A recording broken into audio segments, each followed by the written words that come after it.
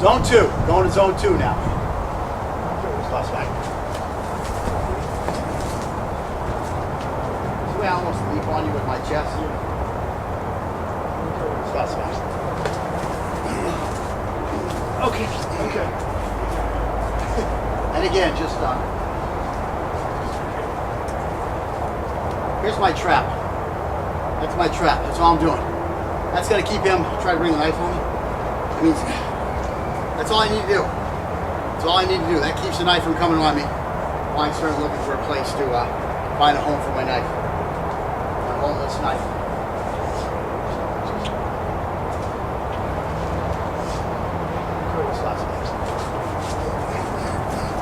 This time I got it here. I got a catch.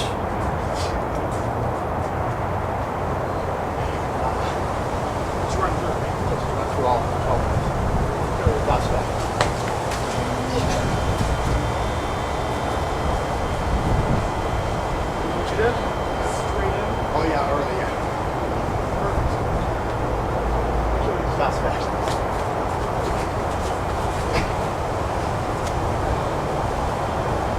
You know, all I gotta do is lean on this arm. It's checked. Try to put the knife on. That's all I gotta do. That's just my chest. I'm trapping that here. Now you can turn towards me. Then I gotta get stuff involved. See how easy that works. I just did the touch that we did in those other drills. Everything just builds on top of each other. Just go through the whole thing like the way we're doing it. You're going to build those skills on top of each other.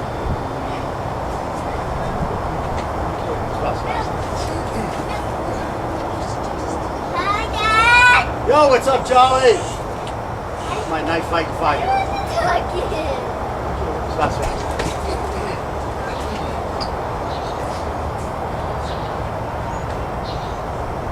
That's fast.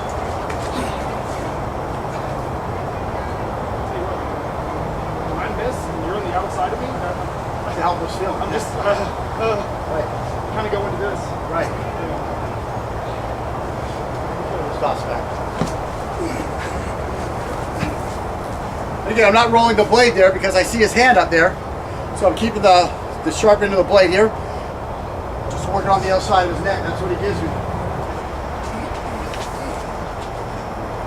I need that lacquer, paint varnish, lacquer varnish, whatever. I'm gonna kill you. Stop.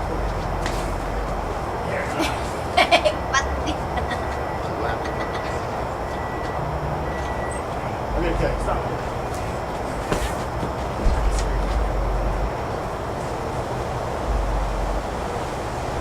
I'm gonna kill you. Stop.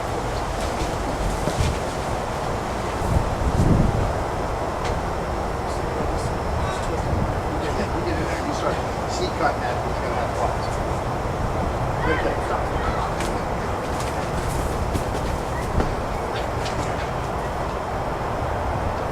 I lost my grip and then I went like this. Right. Oh, really? So it just Okay. stops me.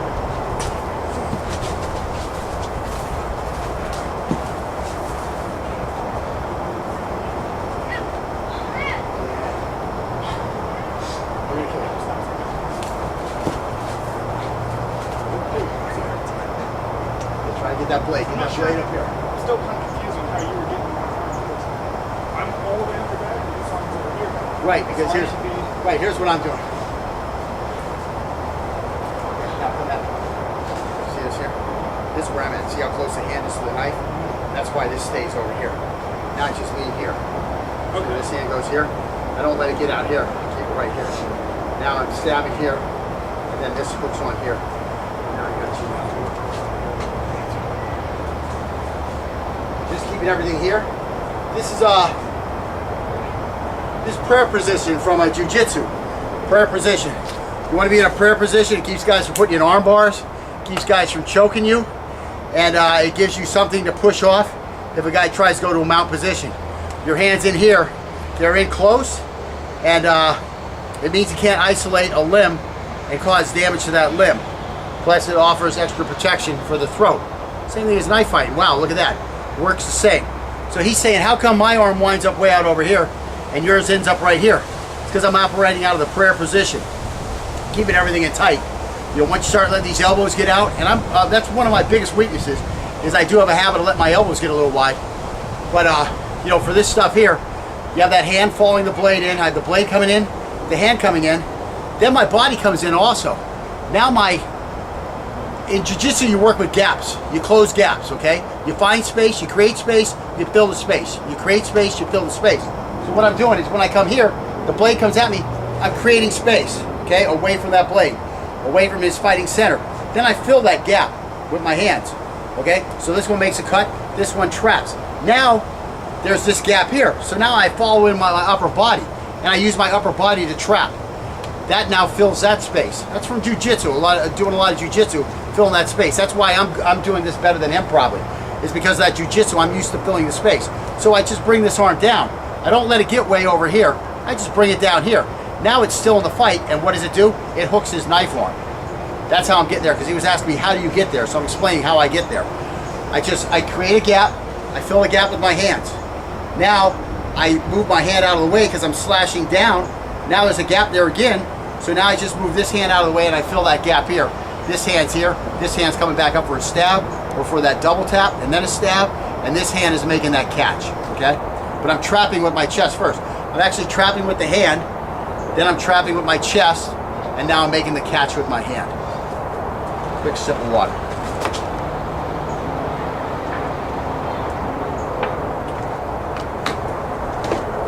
So again, now we're bringing the Wing Chun and the Brazilian Jiu-Jitsu together.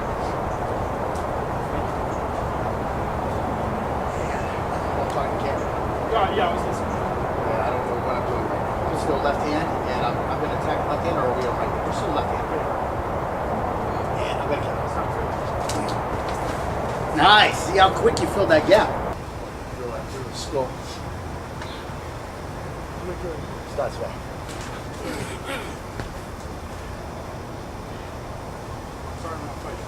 Yeah, and again, you'll notice, you know, after some of these slashes, I don't always come back to this chamber, but I still have to retract the blade.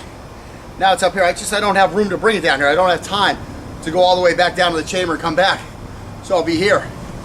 And again, we'll look at this a little bit in positioning concepts in lesson 5, where, you know, it's like a gun. You know, the gun starts here. This is our holstered position, but we draw to a high ready. Again, same thing, Brazilian Jiu-Jitsu, you go to the ground, you know, you get to this lay and pray position. Same thing with a knife. We're starting here because this will let us get to our target quicker, and also because it protects the blade. It helps use our body to protect the blade. It makes it harder for somebody just to reach out and cut our hand, or to reach out and grab it. But once we get into action, you know, we're going to come up into a high ready a lot of times, where we operate from up here, especially during combos. We're not going to come back every time. After we finish something, we want to come back here. But while we're in the middle of doing our work, you know, a lot of stuff's going to come back to this kind of a high ready position.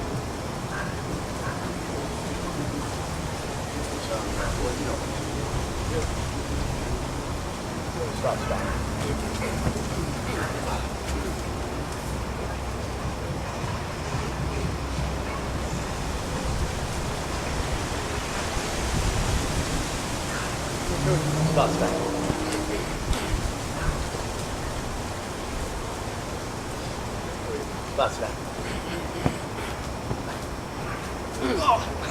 Okay.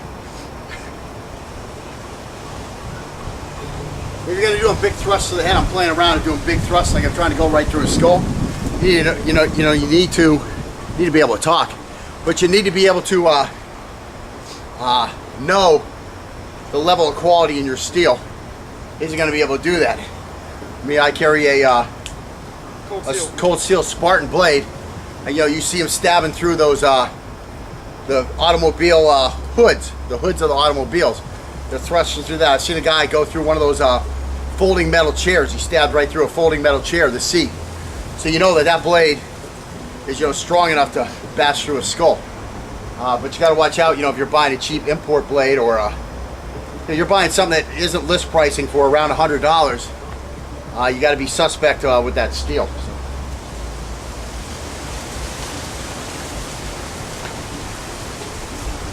Stop. Oh. I don't know why. Yeah, it's just working good. I mean, by My problem is he's getting good now and he doesn't give me that neck, you know? I gotta fight for that neck, so I'm saying, you know, as soon as I get up there, I see hands up there, I'm saying just F it. Boom, going right through that skull. Stops back.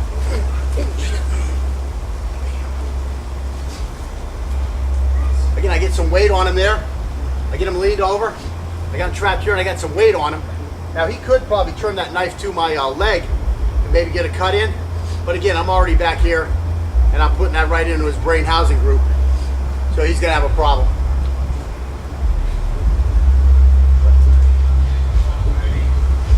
And again, look at that stab to the skull. You know, my hands are tight stuff up here. Pop me once or twice there. I mean, that's that angle 3 thrust. It really comes into play more than just during the you know, a Folsom Prison style attack. You know, it has a lot of uses. I'm actually shocked, you know, that a lot of systems, the Eastern systems, didn't include that type of a thrust in their attacks, in their angles. And again, there's some of these, you know, systems that probably do. You know, I've heard that some systems have like 56 angles, you know, so I'm sure they're going to have that one. But again, they're also going to call this a 3 and this something else, this a 4 and this something else. So, you know, a lot of it you don't really need renames for, but you definitely need a rename for that because it's so different than a 5 or a 6.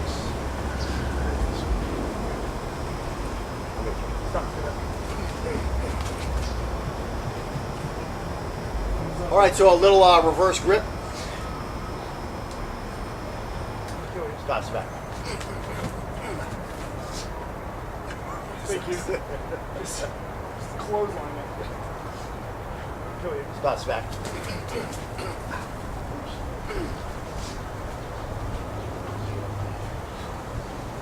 One thing I do want to mention here, I mention to Scott every now and then.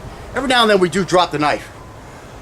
2 things I always tell Scott you're not going to have to worry about when you're in a real fight is you're not going to have to worry about gripping the knife tightly. Adrenaline's going to be up, emotions are going to be high, and you're going to have that death grip, as they call it, on that blade. You just want to make sure you have the right grip. That would be like the biggest problem. Keeping a grip on it isn't going to be a problem. The other problem is getting low into a nice low fighting stance. You're not going to have to train that stuff in. That stuff is already trained in. What do they call it stuff when you have it already? Instinct? Instinct. That's instinct. Instinct is to get low, drop center, and you squeeze tight. It's just emotions. And, you know, the adrenaline at that point, that are going to control a lot of that. He worries a little bit about getting too low, and I tell him you don't really need to worry about that. If you practice the movement and you can move in those low positions, you're going to be fine. You add that adrenaline, you know, you all of a sudden, you know, you're 150% strength of what you would have just walking around. You're still going to be able to move. You're going to be able to get out of the way. And that's the best thing about training. When you train, you get that muscle memory in there, and you can make movements. Now all of a sudden you add that adrenaline. It's just like superhuman movement. It's very quick. And so those are 2 things you don't really have to worry about training in. You know, if a guy can move and get out of the way decently quick, he's going to move and get out of the way very quick in a real situation. If he drops a knife a lot, that's a problem. You know, you got to work on that grip. But if, you know, 1 out of 100 times you go at this and you lose a little grip on your blade, or you drop the blade, you don't want to get hit weird or something like that, it's not something you really need to worry about. Because again, in the heat of the moment, you know, what you really got to worry about is not gripping so tight that it reduces your flexibility or your range of motion. So again, those are things you don't really have to train in, or you don't have to focus on too hard training in, unless there's a big problem. You see, first off, that now we're in much lower stances than we were in earlier, because now the level of combat has risen. So, like, even though it's just a drill, you know, all of a sudden you're getting lower. Whereas before, when we started off with, you know, just the static blocks, when we were first introducing the static blocks, you know, we were standing pretty high, that type of stuff. But now you get into that combat, it's just natural for you to start sinking down. That's why I say, you know, these different pistol stances are just preposterous. You know, to think that a guy who trains, goes through a training class once a year, you know, a 1-week training class once a year, and most guys don't even do that on a yearly basis, and then goes to the range and shoots, and maybe involves in some practical shooting, IDPA or IPSC, something like that. And, so he actually is out there, a couple times a month shooting. To think that guy is, he's using, let's say, his modern isosceles stance, and all of a sudden he's going to get in a fight at the gas station where he needs to pull his gun, and you think he's going to, just stand up there in his modern isosceles stance. It ain't going to happen. It just ain't going to happen. Instinct's going to take over. And all of a sudden he's going to be fighting from a stance that he's not accustomed to shooting from. So I mean that's a problem. That's why I say train realistically. And again, the modern isosceles, just the movement, moving from that stance is so it's just a bad stance to move from. I mean, you wouldn't start a fight with a guy in a freaking horse stance, squaring up with a guy in a horse stance to fight. And virtually, modern isosceles, that's kind of what you're doing. You're just not sitting quite as low. It's not the movement you need in a dynamic, critical incident or whatever these modern guys like to call that stuff. Anyways, I digress. Again, okay, so what do we do? Suspect. You see how easy that comes. You get out of the way, you got your hands posted up here where they're ready to react from, just like you would have in a fighting stance, just like you would have in a high ready, just like you would have in a jiu-jitsu guy, just like you would have with a knife. Again, not something you have to retrain in once you get it. Just let that blade go by. We got out of the way. Try to cut it, but it's moving out of the way. It's going to come back, and that's where this hand is from. It's actually come to a stop, and that's when I'm going to go out and put my trap on it. It makes it so much easier.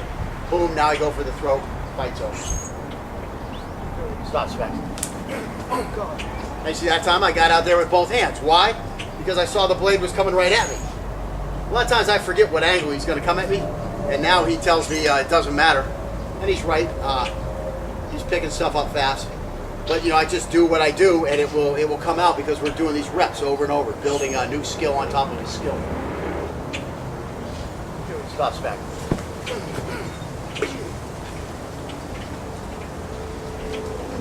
Stop spec.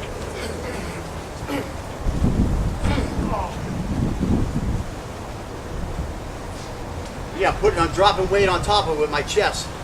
You might think, well, why isn't he turning towards him? Well, I've got a lot of weight on top of him. It's not a movement you're used to doing, turning this way against all that weight. So he kind of is getting paralyzed in that spot.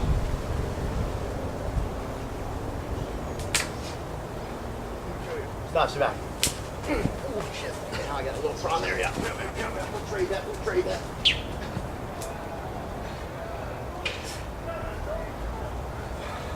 Stop, sit back.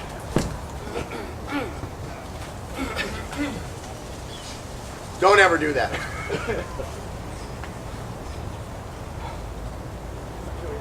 Stop, sit back. A lot of people talk about disable the knife, disable the knife, disable the knife. It's a little too focused. It's a little too thinly focused. Disable the fighting system. Pop one of these in his skull. You don't have to worry about that. He's going to drop it, or he's going to drop, you do that. Slash him 3 times here. Roll the blade, slash him once here. Worry about the weapon system. This knife by itself ain't going to hurt you. I mean, if I could get the knife out, yeah, I would, but where am I really going to get the knife out? I have a knife in my hand. I've seen some idiots do moves like this, where they're going to pull the knife out like that. I mean, it's so stupid to A, have accepted that technique from someone, and it's even stupider to B, to have brought that technique into whatever you're teaching. There's just preposterous stuff out there. I mean, you really think that if this guy has a death grip on this knife, you're really just gonna pull this right out of his hand? Come on, man. Living in a fairy tale world. Must be Timmy Turner.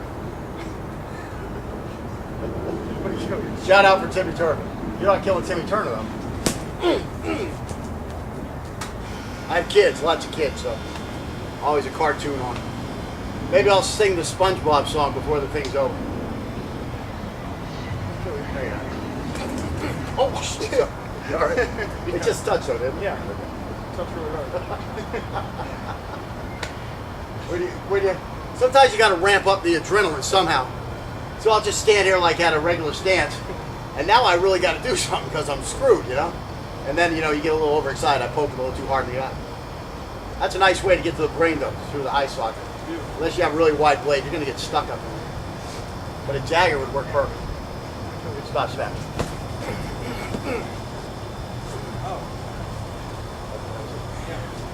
What am I doing? Chinese right? Is that what we did? Chinese left? Qinghua Hung Fall!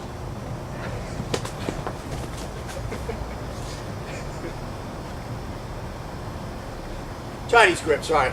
Didn't mean anything. I got a kick. Stop, sit down.